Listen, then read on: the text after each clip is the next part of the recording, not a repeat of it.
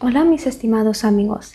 Cada uno de nosotros en casa, en la cocina, tiene varias cosas simples como té, café, azúcar, sal, especias, papas. Usamos estas cosas cada día y no pensamos en absoluto que no son tan simples, por lo menos no siempre eran así. Había tiempos cuando eran elementos importantes de la geopolítica y detrás de cada uno de estos alimentos hay historias de grandes corporaciones, países derrotados, enormes cantidades de dinero y pecados humanos graves. No pensamos en eso, pero es así. Por lo cual, hoy quiero contarles una de esas historias, la historia de azúcar.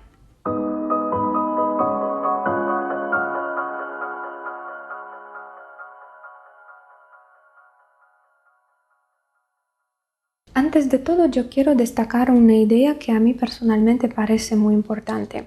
A lo largo de su existencia, el ser humano, sea cual sea su país de origen, ha causado mucha maldad a sus semejantes. Y en diferentes épocas, incluso ahora, ciertas naciones se consideran más culpables que otros y a menudo eso pasa simplemente por su riqueza y por su poder actual. Es decir, a menudo la culpa se exagera simplemente por la mejor posición económica en el mundo. Y en 200 años el gran culpable se cambia. ¿Por qué? Porque de hecho cada nación tiene sus pecados ante alguna otra o incluso ante sus propios ciudadanos.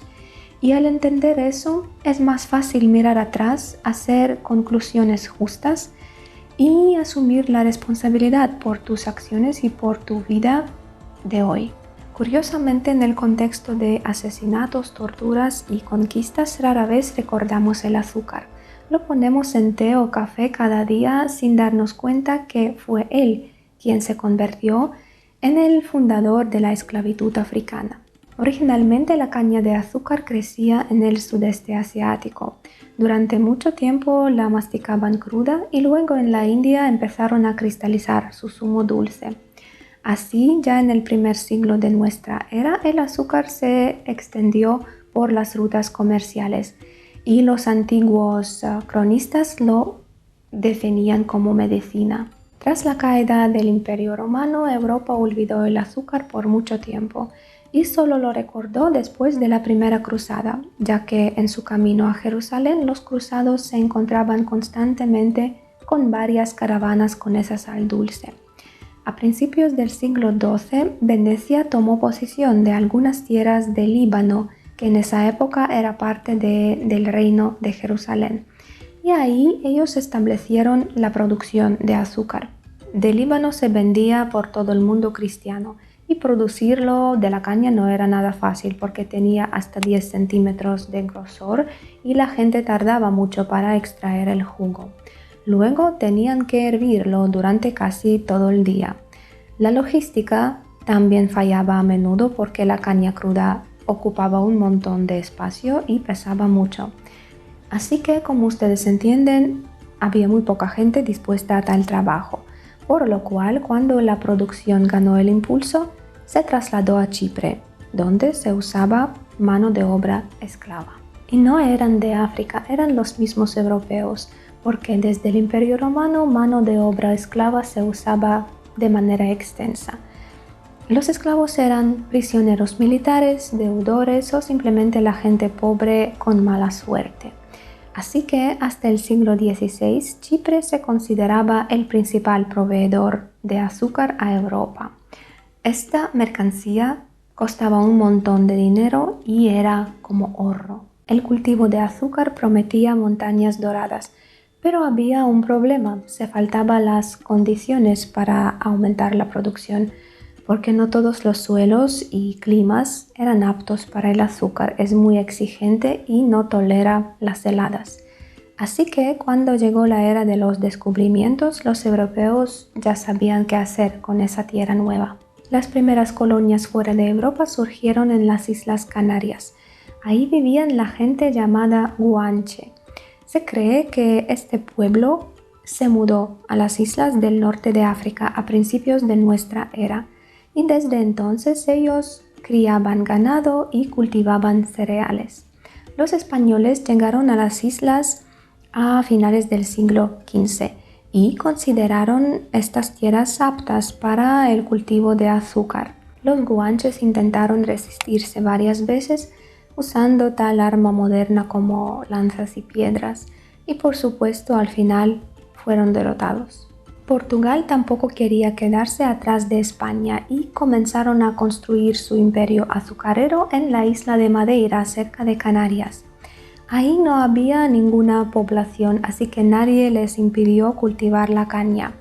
Pero como no había gente local, comenzaron a traer a los guanches, asimismo usaban a los bereberes del norte de África y luego, por primera vez en la historia, los africanos negros fueron esclavizados y traídos a la isla de Madeira. Muy rápido Madeira superó a Chipre, el antiguo líder de exportación de azúcar, y se convirtió en el nuevo centro azucarero del mundo. Funchal, la capital de Madeira, era una ciudad floreciente y rica, donde los comerciantes flamencos vendían objetos de arte a cambio de azúcar. Mientras tanto, 1 de cada 5 habitantes de la isla era esclavo.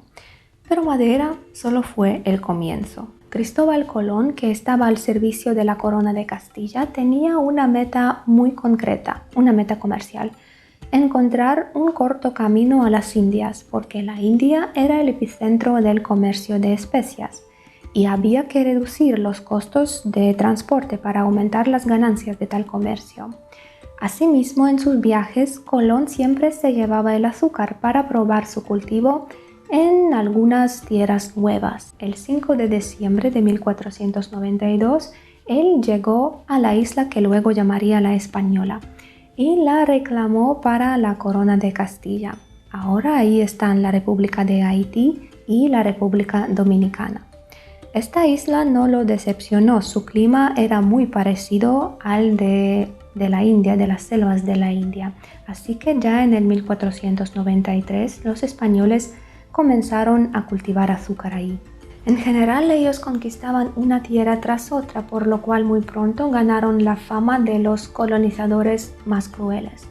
Pero eso era cierto solo en parte. Nadie, por supuesto, negaría que los conquistadores cometieran atrocidades inefables. Pero al mismo tiempo hay que tener en cuenta las campañas negativas y las exageraciones tan propias del ser humano. España en ese momento era una hegemonía europea global, un imperio sobre el que nunca se ponía el sol. ¿Cómo se sentían sus enemigos de la época? Por supuesto sentían envidia por la riqueza que fluía allí y por la influencia que obtuvo en Europa. Así que todas las historias sobre sus atrocidades a menudo tomaban la forma de lucha, una lucha competitiva, y al mismo tiempo permitían a sus enemigos justificar sus propios pecados que multiplicaban con cada nueva tierra descubierta. Curiosamente, Isabel de Castilla muy pronto señaló que no permitiría la explotación esclavista de los indígenas, por lo cual en el lugar de la palabra esclavitud apareció un sistema bastante hipócrita llamado encomienda.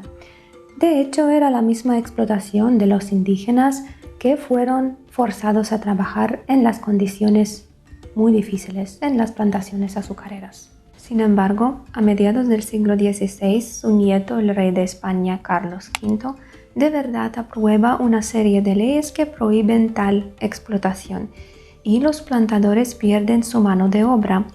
Surge la pregunta: ¿quién va a trabajar en las plantaciones azucareras? Los españoles no piensan ir ahí tan lejos de casa para el trabajo tan duro, y las autoridades no les ofrecen ninguna alternativa a los plantadores. Ellos ya han obtenido todas las riquezas del continente y ahora quieren parecer buenas. Los plantadores intentan rebelar contra el rey, pero la rebelión fue aplastada muy pronto y los líderes fueron ejecutados. Entonces ellos miraron a sus vecinos, a los portugueses, y encontraron la solución del problema. Como ya sabemos, los portugueses usaban esclavos de África en sus tierras de Madeira. Africanos no eran indígenas, no había nada escrito en la ley sobre ellos. así que los podían usar como esclavos. Y a pesar de que España luego no se basaba tanto en tal importación, este país trajo al Nuevo Mundo el 22% de toda la fuerza esclava de África. Así entra en escena la conocida trata esclava transcontinental, y como la caza de esclavos era la ocupación favorita de los piratas, estos se aprovechaban al máximo.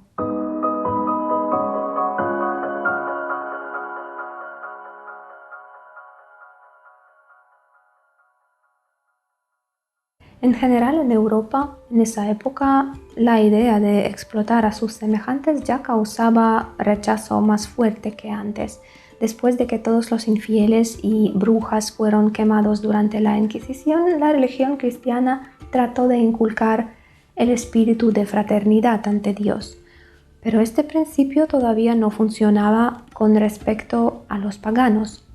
Entonces, ¿qué decían los teólogos? Africanos son descendientes de Cam, el hijo de Noé.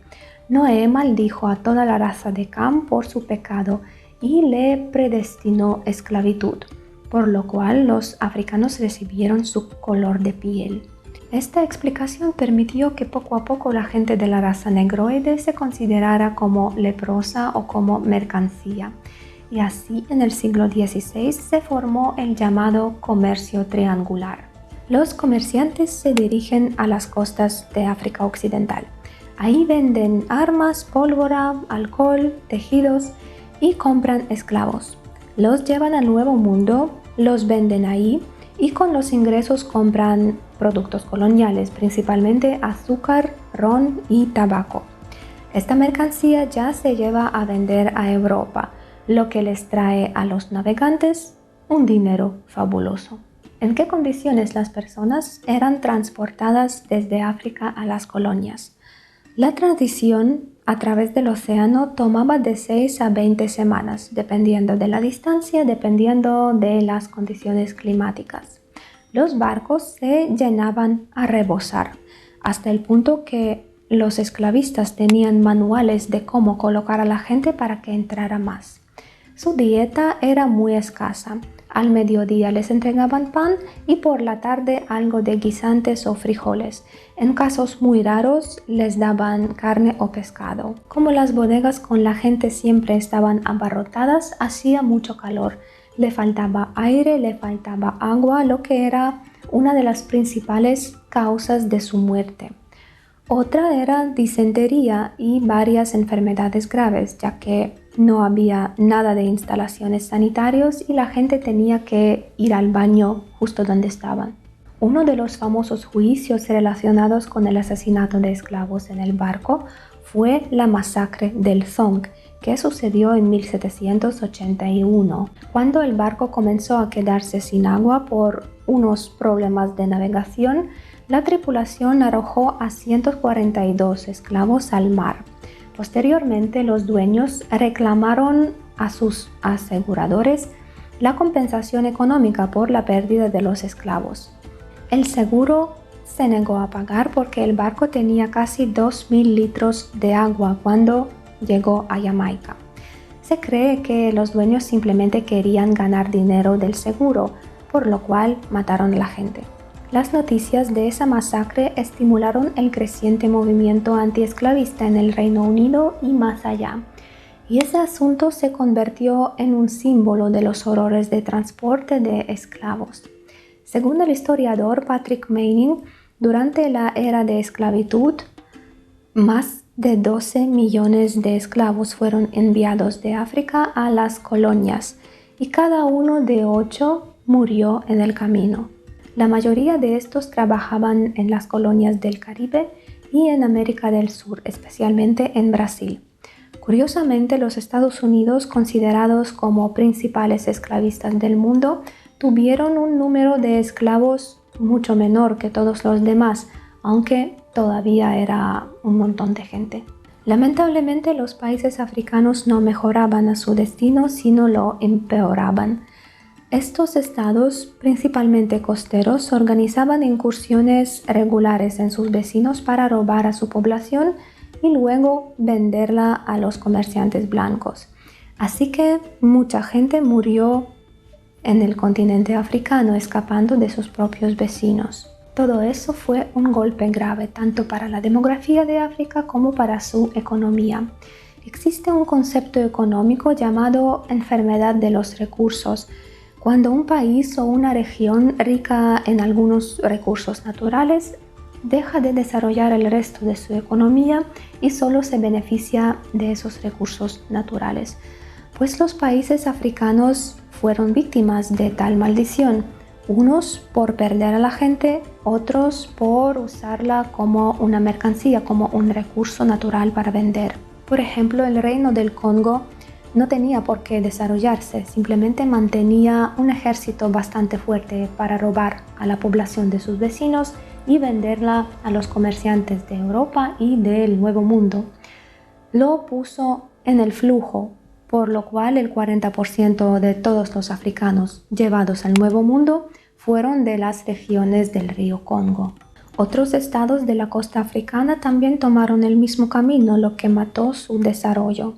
Los navegantes no tenían necesidad de atrapar a la gente local porque era vendida por los mismos africanos, y esta caza constante generó una enemistad étnica dentro del continente, por lo cual todavía siguen peleando, empezando guerras ya entre los países soberanos. Pero volvemos a nuestro héroe, al azúcar y al Nuevo Mundo, y hablaremos sobre el principal centro de exportación de azúcar del mundo, Brasil. Los portugueses, al igual que los españoles, se consideraban una potencia marítima avanzada. Ellos sabían muy bien cómo adaptar sus nuevas tierras al azúcar, por lo cual la costa noreste del Brasil se convirtió rápidamente en una nueva meca azucarera. Las tribus locales tupí y guaraní no eran más desarrolladas que las de las Canarias, y cuando vieron a los barcos portugueses frente a sus costas, también los recibieron con piedras como arma. Al principio los portugueses casi sentían lástima por tales aborígenes, pero esta actitud no duró mucho. Su superioridad tecnológica les hizo mirar a estas personas con desprecio, lo que luego llevó a la esclavitud, y miles de indígenas fueron forzados a trabajar en las plantaciones azucareras, y como resultado las tribus comenzaron a extinguirse. Por lo tanto, con el tiempo los cambiaron africanos. Además, los esclavos de África tenían una gran ventaja sobre los aborígenes locales. Un tupí o guaraní siempre podía escapar a la jungla porque estaba en casa y conocía el área. Un africano no, estaba en las tierras completamente extrañas para él. La primera mitad del siglo XVII fue la época de auge del azúcar en Brasil. El 95% de su exportación era de azúcar. Y se estima que casi 5 millones de esclavos fueron llevados a Brasil entre el año 1501 y 1856, más que a cualquier otra colonia de América. Hay que mencionar que esa rabiosa necesidad de la fuerza esclava no se debió solo al azúcar, porque a principios del siglo XVIII los portugueses comenzaron a cultivar café en las plantaciones y además descubrieron oro, y muchos esclavos trabajaban en las áreas de extracción y procesamiento de oro. Francia, por cierto, también participó en la producción dulce. Este país entró en el negocio bastante tarde y su participación duró casi un siglo. Por eso, poca gente asocia a Francia con una esclavitud negra. Mientras tanto, su participación era muy brillante y memorable. Sus primeros intentos de asentarse en el Nuevo Mundo fueron frustrados por España y Portugal. Francia consiguió colonizar solo lo que no les gustaba a los demás, como el frío Canadá. Pero en el año 1697, según el Tratado de Rijswijk, la parte occidental de la isla española, Haití, pasó a Francia, y esa colonia francesa jugó un papel importante en la exportación de azúcar y en poner fin a la esclavitud. En este momento en Francia reinaba el rey del sol, Luis XIV, conocido por su amor por el lujo. Él no escatima en el desarrollo de sus nuevas tierras y por eso Haití muy pronto se convierte en la colonia más rentable de todo el mundo. Tiene 8.000 plantaciones y a finales del siglo XVIII produce más de la mitad de todo el azúcar del hemisferio occidental. El 40% de todo el comercio exterior de Francia proviene del comercio de mercancías de Haití, como azúcar, café y índigo. La importación de los esclavos de África a Haití condujo a un grave desequilibrio racial en la isla, y a finales del mismo siglo XVIII, ahí vivían 40.000 gente blanca, 28.000 gente mulata libre y casi 500 esclavos de África. La gente mulata libre eran más influyentes y más ricos, pero todavía no tenían todos los derechos. Por ejemplo, no podían votar. La gente blanca de las clases bajas tampoco tenían todos los derechos que querían, tampoco podían participar en la política. Y toda esa gente no podía influir en el desarrollo de la colonia y eso no les gustaba para nada. Un problema semejante existía en la propia Francia, donde la burguesía era golpeada en sus derechos en comparación con la nobleza o con el clero. Y fue este conflicto el que llevó a Francia a la revolución y al mismo tiempo a la revolución en Haití. Según la opinión de uno de los criollos más ricos de la isla, no había otra colonia en el mundo tan rica y manejada sabiamente y al mismo tiempo tan madura para el desastre. La Declaración de Derechos Humanos y Libertades en Francia produjo el efecto de una bomba en Haití. El documento proclamaba la igualdad de todos los estamentos ante la ley, por lo cual los plantadores, para salvar sus plantaciones, decidieron luchar por la independencia de la isla. Pero los esclavos africanos estaban en contra de la independencia. Ellos querían quedarse con Francia para obtener su igualdad y su libertad. Entonces, en noviembre de 1791 estalló una revuelta de esclavos. Ellos matan, roban y queman a sus amos y más de 1.000 blancos mueren en los primeros días de la revuelta. El gobierno francés establece la igualdad civil de todos los libres y luego en 1793 proclaman la libertad de todos los esclavos. Pero eso ya provoca rechazo entre los propietarios, incluso mulatos, que también tienen sus plantaciones y sus esclavos. Y al mismo tiempo, Inglaterra y España intentan aprovecharse de la situación difícil en la colonia y subyugar a las islas. ¿Qué hace Francia? Francia arma a 12.000 esclavos de Haití y estos aplastan a los plantadores y a los intervencionistas en muy poco tiempo. La isla se declara parte autónoma de Francia, pero por alguna razón la esclavitud no desaparece y ya en 1804 surge otra masacre de la población blanca y se declara la independencia de la isla. Los antiguos esclavos tomaron completamente el poder en sus manos y esos eventos ya asustaron a los europeos. Todos los países rompieron sus lazos comerciales y diplomáticos con la isla y esta cayó en la pobreza total. Por eso, para obtener el reconocimiento internacional, en 1825 Haití aceptó a pagar a Francia una compensación de 150 millones de francos oro. El último pago se hizo en 1947, por lo cual Haití todavía se considera uno de los países más pobres del mundo. Así, la economía azucarera del mundo perdió una de sus ruedas principales y a la vez la revolución haitiana tuvo un gran impacto a la industria esclava. A principios del siglo XIX, los Estados Unidos y Gran Bretaña prohibieron la exportación de esclavos. Francia tiene mucho miedo de una nueva revuelta en otra su colonia americana, Luisiana, y ellos deciden vender sus tierras a los Estados Unidos. Ahí ya hay muchas plantaciones con esclavos y una producción establecida, por lo cual un gran número de los plantadores sobrevivientes de Haití se mudan a Luisiana y continúan haciendo dinero a su antigua manera. En América del Norte el azúcar desempeñaba un papel importante porque ahí producían ron y esta bebida era tan valiosa que a menudo se usaba como medio de pago.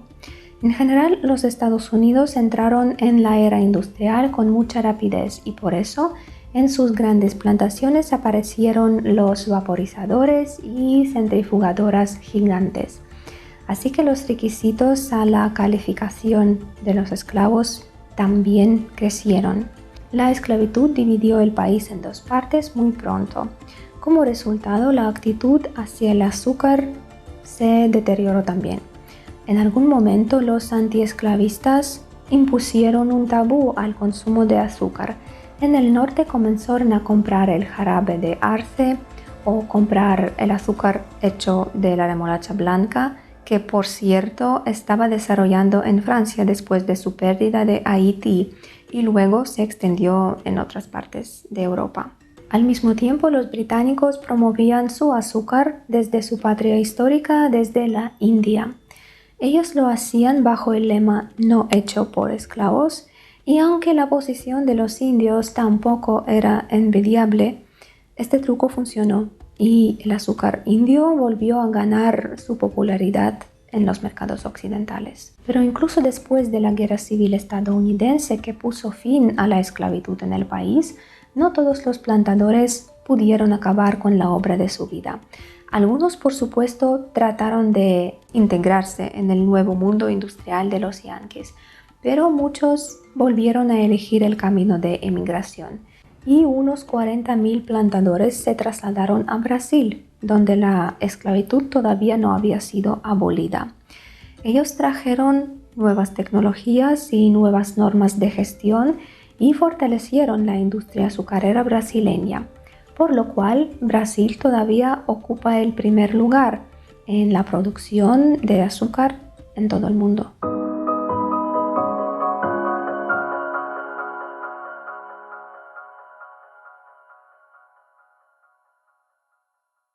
Pero los embajadores de esclavitud se fueron no solo a Brasil.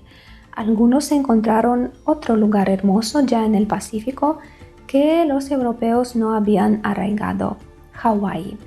Su población local era polinesia y, al igual que otros pueblos indígenas, ellos trataban a los extranjeros con mucha cautela.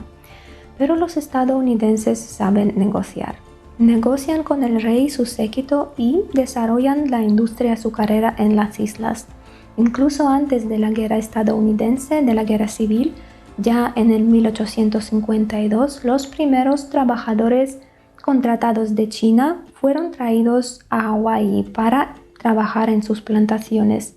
Más tarde se les unieron japoneses, filipinos, coreanos y otros grupos asiáticos. La mayoría de esos trabajadores regresaban a casa al final del contrato, pero muchos también se quedaron a vivir en la isla, lo que tuvo un impacto significativo en la cultura de Hawái.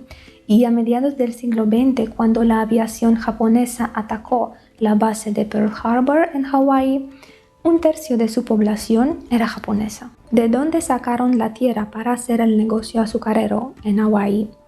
¿Acaso había tanta tierra cultivable libre? No. Los hábiles negociadores promovieron una ley según la cual 1/3 de todas las tierras pertenecía al rey. Él estaba de acuerdo. Otro tercio pertenecía a la aristocracia y el resto a la gente común. Pero había un truco. Cada uno tenía que declarar sus derechos de propiedad a una autoridad oficial, es decir, cada uno tenía que privatizar su tierra. La población indígena, que no era tan legalmente conocedor, poca gente sabía leer, ignoró a esa ley, por lo cual una mañana fue expulsada de sus tierras y estas fueron vendidas a nuestros queridos plantadores. Ya con la llegada de los extranjeros a finales del siglo XVIII, la población indígena de las islas comenzó a disminuir debido a las enfermedades y las epidemias traídas por los europeos, a las que la gente indígena no tenía ninguna inmunidad. Además, antes de la abolición de la esclavitud, su mano de obra también se utilizó a la par con la de los esclavos africanos. lo que también resultó en una disminución significativa en su número. Mientras tanto, en las islas estaba formando el poder de las 5 plantaciones agrícolas más grandes y con el tiempo estos se convirtieron en el gobierno de Hawái.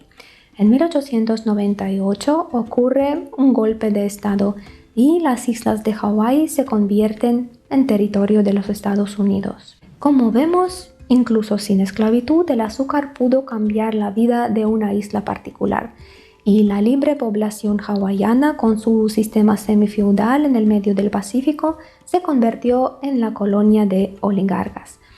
Y solo a mediados del siglo XX, gracias a la lucha del Estado y los plantadores, esta industria comenzó a morir en las islas. Había otra isla más cuya vida la cambió el azúcar, es Cuba. Esta colonia de España también tenía una gran producción azucarera y después de la revolución en Haití, los españoles esperaban tomar el liderazgo en la industria con la ayuda de Cuba.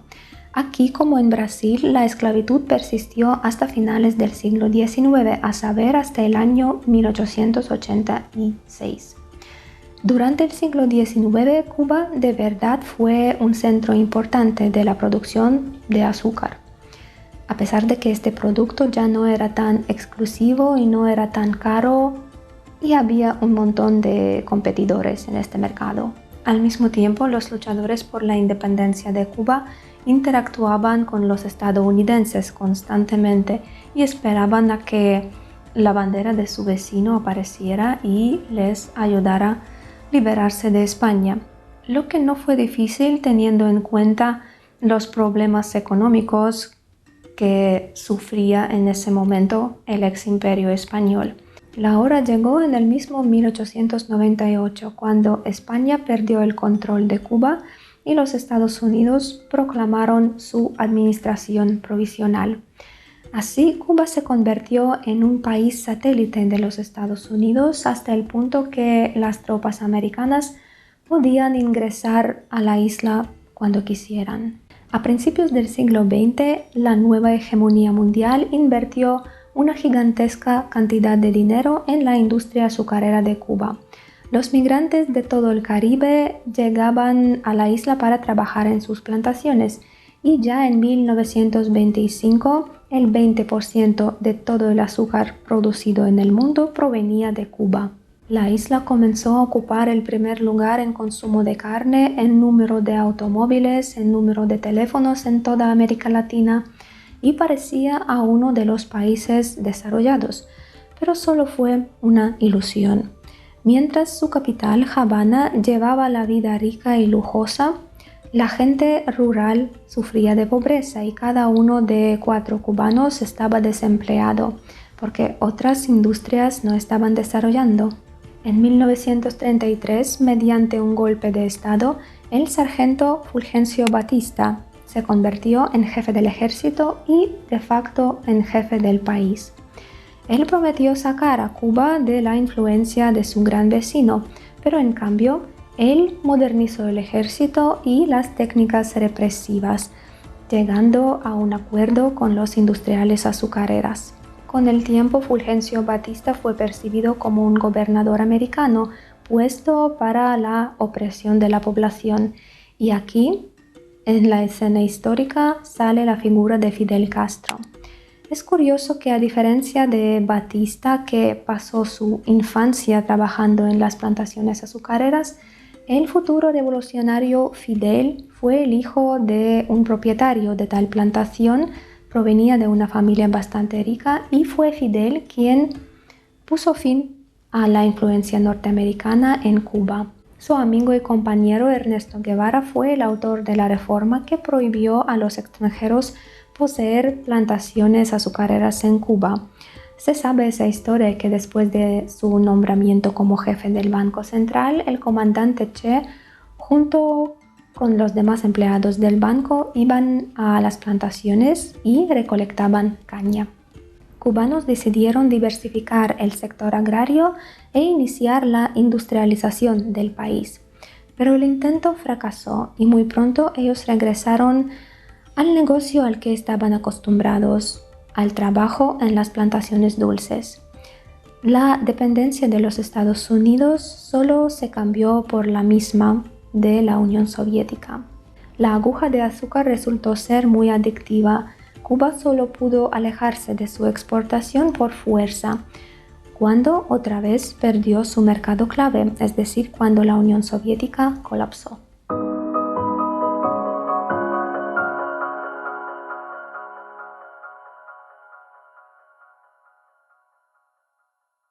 Durante casi un milenio, el azúcar ha pasado un largo camino de ser un medicamento raro a ser un elemento clave de nuestra dieta.